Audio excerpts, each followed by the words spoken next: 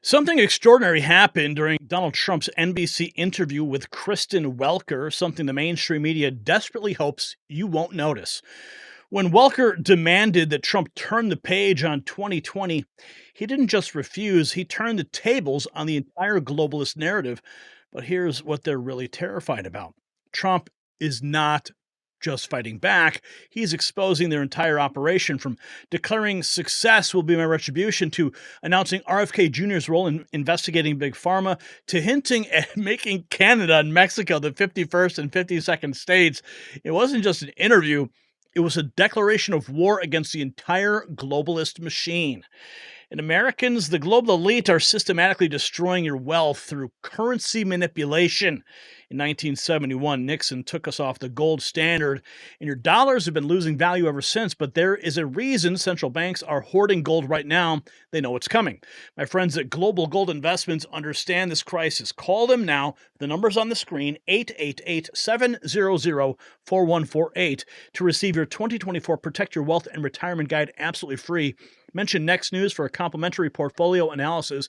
Don't let your retirement evaporate. Secure your family's future with physical gold. That number, 888-700-4148, or visit IRA Gold Proof. It's linked down below. And mention Gary Franchi to get up to $1,000 in free silver with December rollovers. And another point I want to make before we get into this story is, if you want exclusive access and special viewer acknowledgement, join our channel membership program today at 3 exciting membership tiers. Unlock more by tapping join below this window. Okay, so we got that out of the way, and we thank our sponsors and all of our members. Let's take a look. This interview happened over the weekend, and we've got a bunch of clips lined up for you. They're all absolutely amazing. And what really just irked me, I just can't stand Kristen Welker. I know you guys can't either. Mainstream media, they're the bane of my existence. Of course, they're the reason we exist, because all they do is lie. All they do is create false narratives, but they keep us employed because we've got something to push back on. So let's get in with this. This is the success will be my retribution. Country success. I'm really looking to make our country successful. I'm not looking to go back into the past. I'm looking to make our country successful. Retribution will be through success. If we can make this country successful, that would be my greatest. That would be such a great achievement. Bring it back. We have a country now that's overridden with crime, that has millions of people that shouldn't be here, that should be in prisons in other countries, that should be in mental institutions. We have drug lords being dropped into our country and told never go back to their country. I'm looking to make our country great. I'm looking to bring prices down because, I won on two things: the border, and more than immigration. They like to say immigration. I break it down more to the border, but I won on the border and I won on groceries. It's a very simple word, groceries. I'm really looking. I won on groceries. That's something that Joe Biden and Kamala Harris just couldn't quite figure out. They felt that abortion and where you can go to the bathroom were the top issues of the American people. Yeah, they couldn't read the room very well. And this was another, this line of questioning really pissed me off. If you follow me on X, you'll know exactly how I feel. But for the sake of unifying the country, she asks, will you concede the 2020 election and turn the page? Why do they keep bringing this up? Why do they keep having to, it's the most annoying thing. They ask every politician, every Republican, blah, blah, blah. They can't let it go. But neither will we, because we know the truth. The Justice Department. Sir, I don't have to tell you this because you've talked about it. It comes at a time when the country is deeply divided. And now you're going to be leading this country. Okay, first of all, see, she's leading with deeply divided. The country is deeply divided. Actually, it's not. You've seen the map of the United States. It's almost entirely red with a couple splotches of blue here and there. So that right there is a false narrative that she is perpetuating right there on mainstream news, broadcast news. False narrative. This country for the next 4 years, For the sake of unifying this country, will you concede the 2020 election and turn the page on that chapter? No. No, why would I do that? But let me just tell you, when you say the country is deeply divided, I'm not the president. Joe Biden's the president. But you're going to be the president. No. I'm not the president. So when you say it's deeply divided, I agree. But Biden's the president, I'm not. And he has been a divider. And you know where he divided it more than anything else, and it probably backfired on him, I think definitely, is weaponization. When he weaponized the Justice Department and he went after his political opponent, me. He went after his political opponent violently because he knew he couldn't beat him. And I think it really was a bad thing. And it really divided our country. Sir, Democrats have control of the White House now. They didn't in 2020. If they are going around stealing elections, why when you didn't say they do it Democrats this have time? control now Of the White House. Yeah. So why didn't they steal this election? Since they have more power now. Because I think it was too big to rig. So you won't. Too big to rig. To the people who say that you're now directing your Justice Department to investigate 2020 and they want to move on. Very capable. I think Pam is going to be great. Precious resources. By the way, is that what you want them to do? Just so you know, I have the right to do that, but I'm not interested in that. Oh, you're not. You're not going to do that. I'm not interested. Okay. I have the absolute right. I'm the chief law enforcement officer. You do know that. I'm the president. But I'm not interested in that. You know what I'm interested in? Drilling and getting prices down and stopping people from pouring into our border that come from prisons and mental institutions. Oh, boy. Here comes one from Libs of TikTok. Trump says he plans to end birthright citizenship on day one. Oh, yeah. The left's heads were exploding all across the nation when he said this. Go back to the people. You promised to end birthright citizenship on day one. Is that still your plan? Yeah, absolutely. The 14th Amendment, though, says that, quote, all persons born in the United States are citizens. Can you get around the 14th Amendment with an executive action? We're going to have to get a change. We'll maybe have to go back to the people, but we have to end it. We're the only country that has it. Through an executive action? You know, we're the only country that has it.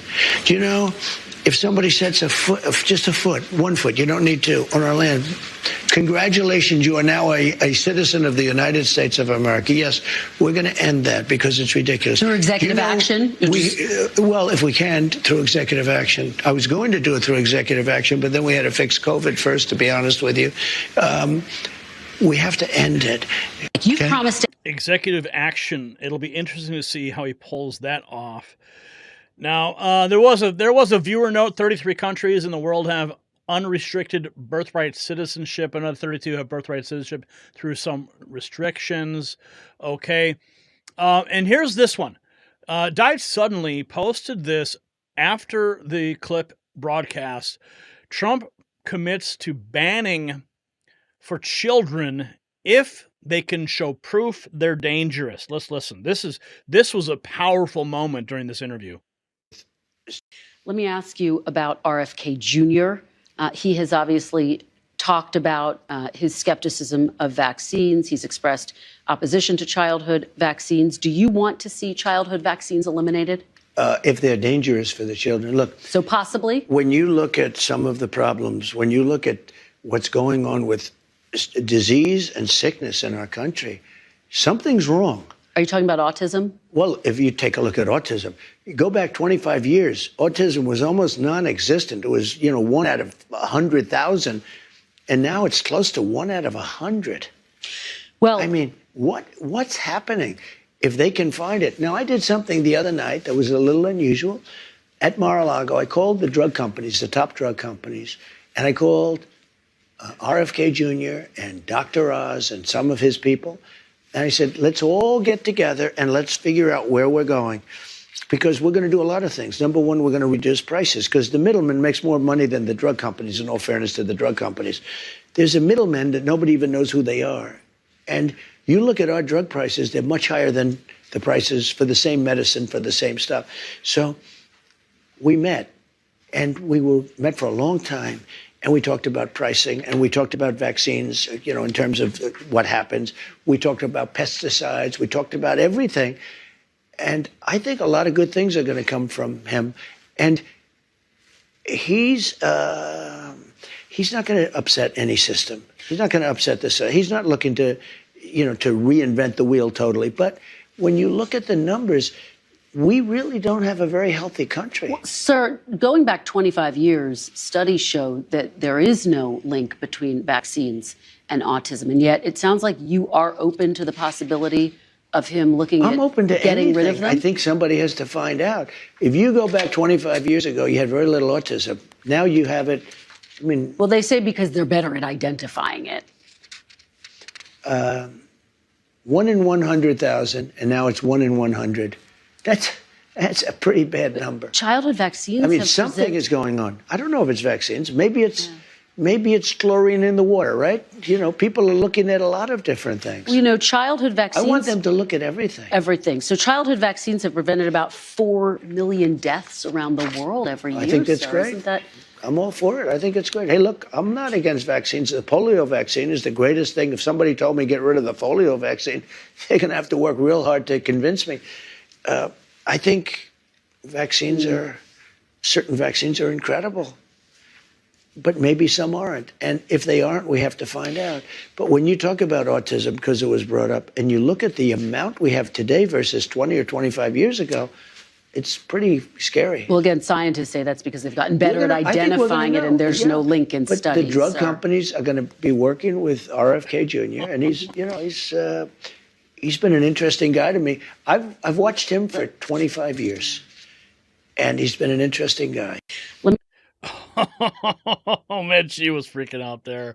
Oh, she was freaking out there.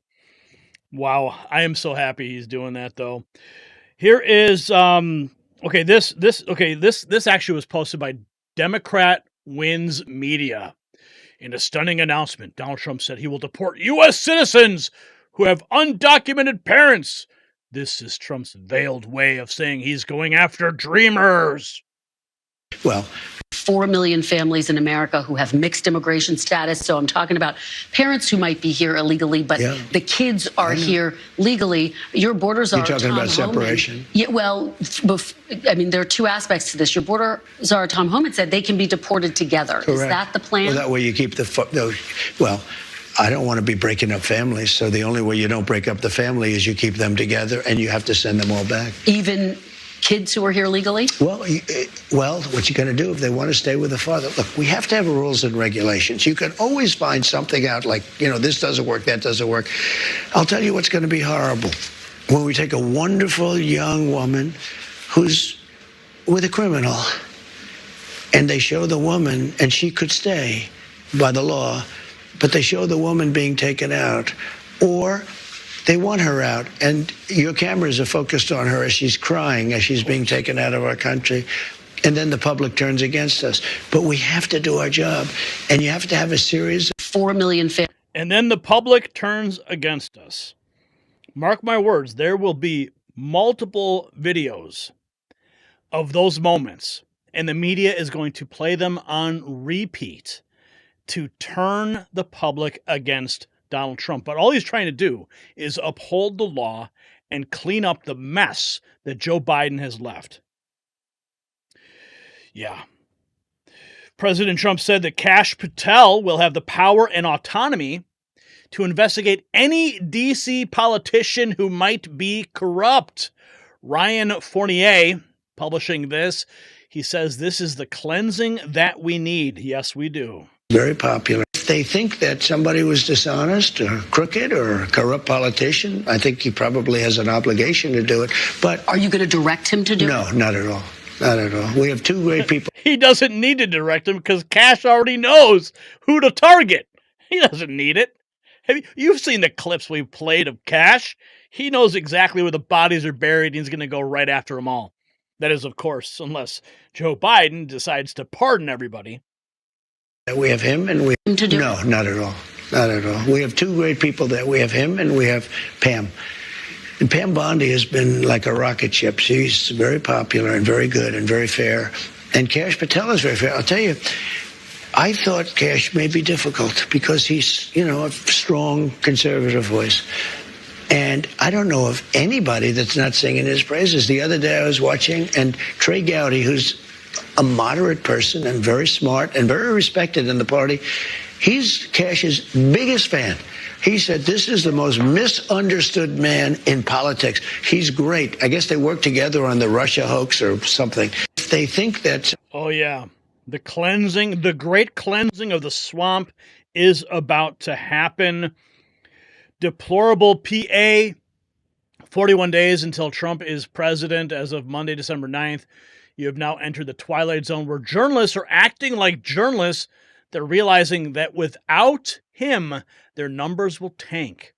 Anyway, interesting interview below. Lots of info. This is a link to the full interview. If you want to watch it, I'll just retweet it now, repost it on my X account. You can check it out there. Here is Kathleen Winchell saying Kristen Welker is a political hack and biased in this interview, but Trump pushes back. I can't wait for a real J6 committee. Just remember, unselect committee, a year and a half of sworn testimony, and after getting all of the testimony, they deleted it, and they destroyed almost everything. There's nothing left. It's unprecedented. And they denied doing that. If you do that in a civil case. Yeah. Listen to Welker defending the swamp. Oh, makes me so mad. Oh, they denied it. They denied it. They denied it. Shut up. You go to jail. You know they deny doing that. And officials say that the order never came in for the National Guard. A statement. On January 6th, let me ask you this about January 6th. I think Benny you're going to want to Thompson answer wrote this. in a statement that he has destroyed all evidence. Let me ask you this about January 6th. I wish you could be you have such potential. If you could be just... This is when he just goes into her and destroys the biased media. This is beautiful. Just non-biased. You hurt yourself so badly. I'm telling you, they deleted and destroyed all the evidence. Everyone knows it. And you slough it off like it doesn't mean anything. No, I'm just saying they deny it. That's all I'm saying. Kristen, if I did it, you would be standing up in that chair shouting at me. And you know what I'd do? I'd say, you got me. They have done something so illegal. They have a committee sworn to, and because it was so bad, the only reason they did it is because the testimony turned out to be in favor of me. Like Secret Service testified and disputed everything. It made them into a bunch of liars. Not Secret Service, it made the people. They got rid of it because it made Nancy Pelosi, the mayor of D.C., so many people look like criminals. And I will tell you, it's illegal for them to delete and to destroy that evidence. Let me ask. The press was obviously unfair to me. The press, no president has ever gotten treated by the press like I was. And yet I got more votes than any Republican candidate in history. By far. It's not even close. So you say, what's that all about?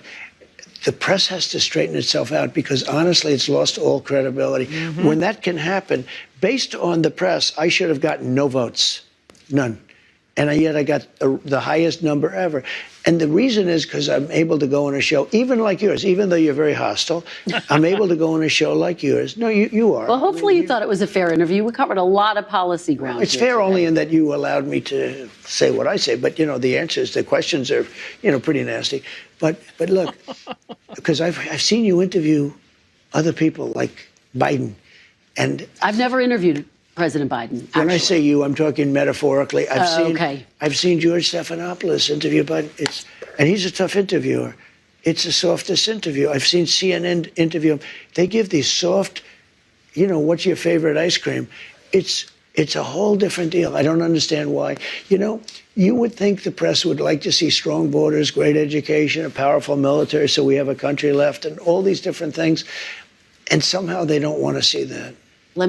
Oh, no, because they're protecting the deep state, President Trump. You know that. That's their job, to protect the establishment.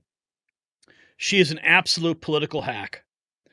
Tim Pool, he said, he invaded my home. I'm like, what did he say? I got to check this clip out. Will you fire Christopher Wray? Here's his response. He didn't. Are you going to fire the current FBI director, Christopher Wray, who you appointed? Well, I can't say I'm thrilled with him. He invaded my home. I'm suing the country over it. He invaded Mar-a-Lago. I'm very unhappy with the things he's done. And crime is at an all-time high. Migrants are pouring into the country that are from prisons and from mental institutions, as we've discussed. I can't say I'm thrilled. I don't want to be Joe Biden and give you an answer and then do the exact opposite. We're going to talk about So that, I'm not going to do that. What I'm going to say is I certainly cannot be happy with him. You take a look at what's happened. And then when I was shot in the ear, he said, "Oh, maybe it was shrapnel." Where's the shrapnel coming from? Is it coming from heaven? I don't think so. So we need somebody to straighten. I have a lot of respect for the FBI, but the FBI's respect has gone way down over the last number of years. Don't you have to fire him in order to make room for Kash Patel if he is in fact confirmed? Well, I mean, it would sort of seem pretty obvious that if Kash gets in, he's going to be taking somebody's place, right? And somebody is the man that you're talking about. Are you? Yeah, say goodbye to Christopher Wray. Oh, yeah, that's going to be a hostile moment on D.C. Donald Trump, listen to this. Donald Trump, as you know, Insurrection Barbie. Donald Trump did not keep his salary his first term as president. He's not going to keep his salary during the second term as president. He didn't accept the pension, and he won't again. Nobody has done that except for maybe George Washington. And has accepted. Planning to accept a salary as president? I'm not going to accept a salary, no. And I'm giving up a lot of money, Do you know, it amazed me, maybe this isn't right, but other than George Washington, and they're not sure about that, every president has accepted their salary except me. And you did accept the pension, correct? I don't think so. You didn't accept your pension? I don't think I accepted anything. I didn't. I get a salary. The president gets about $450,000 a year, and I didn't take it. I want to ask you again about... But by the way, I got no credit for that. That's okay. Well, I am asking you about it for that reason. Yeah. And I think it's notable you're not going to accept a salary. Yeah, I don't accept. I'm not. Yeah. I didn't, and I'm not going to. And I don't believe I got any credit for that. But I just feel it's, for me, it's a nice thing to do. I think this, and I was surprised. Not one president has done that. I would have assumed Roosevelt would have not accepted salary, or Kennedy. Kennedy family is rich. I would have assumed that some of them. I'm the only president that planning to accept a salary. Only president. How wild is that? President Trump just setting precedent all day long. Here's where he says Mexico and Canada should be the 51st and 52nd states. We shouldn't be here subsidizing Canada to the tune of over $100 billion a year. We're subsidizing Mexico for almost $300 billion. We shouldn't be subsidizing. Why are we subsidizing these countries? If we're going to subsidize them, let them become a state.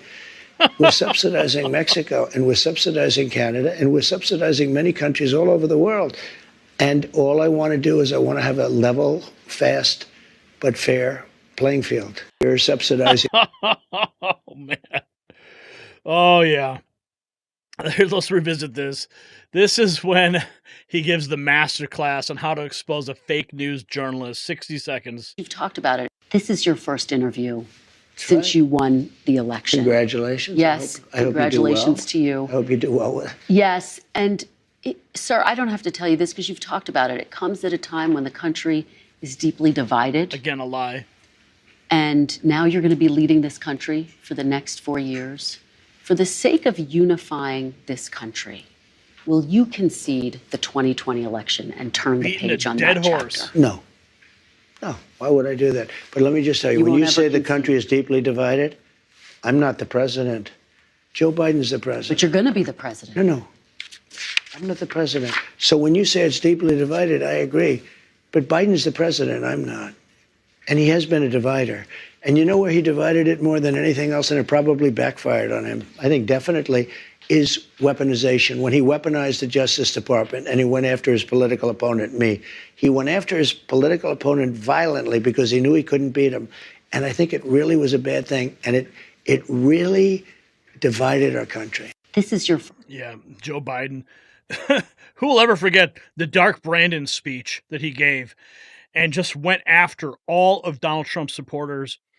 Here is NBC News. Charlie Kirk. President Trump tells NBC he's most likely to pardon J6ers on day one and warn that some members of the J6 House Committee should go to jail. I agree with those points. Ever wonder how moronic Kristen Welker is? Just listen. Sir, will the United States stay in NATO while you're in office? In where? NATO. Do you commit that the United States will remain a member of NATO while you're in office? Again, they have to pay their bills. If they pay their bills, absolutely. But not if they don't pay their bills. But NATO's taken advantage of us because we were look, two things. Number one, they take advantage of us on trade, meaning the European nations, okay, like terrible. They don't take our cars. They don't take our food product. They don't take anything. It's a disgrace. And on top of that, we defend them. So it's a double whammy. So let me just tell you, I was able to get hundreds of billions of dollars put into NATO just by a tough attitude. I said to the countries, I'm not going to protect you unless you pay. And they started paying. And that amounted to more than $600 billion. That's a big thing. Otherwise, they wouldn't even be fighting. They wouldn't have any money to fight. If they're paying their bills, and if I think they're treating us fairly, the answer is absolutely, I'd stay with NATO. Sir, will the United So she asked the question, will we pull out of NATO? I mean, what a ridiculous question is that? States stay in NATO while you're in office? In where? NATO. I mean, it's just a ridiculous question. She's reaching so hard to bait him into some soundbite that they can exploit later. And believe me, all these soundbites are all being played by the left, and they're trying to take advantage of this moment. But guess what? Donald Trump schooled them all. So what does this all mean? Why would Trump choose this moment to unveil such a bold agenda? Well, the timing isn't random. With just 42 days until his return to the White House, Trump isn't just planning policy changes. He's declaring all-out war on the globalist machine. But here's the real question we need you to answer in the comments below. Is Trump's strategy of total confrontation with the media exactly what America needs right now? Or is it just playing into their hands? And speaking of taking action, have you seen our explosive new Mega Avengers collection at the Next News merch shop? Our limited edition series is flying off the shelves, so head to shop.nextnewsnetwork.com to gear up before they're gone.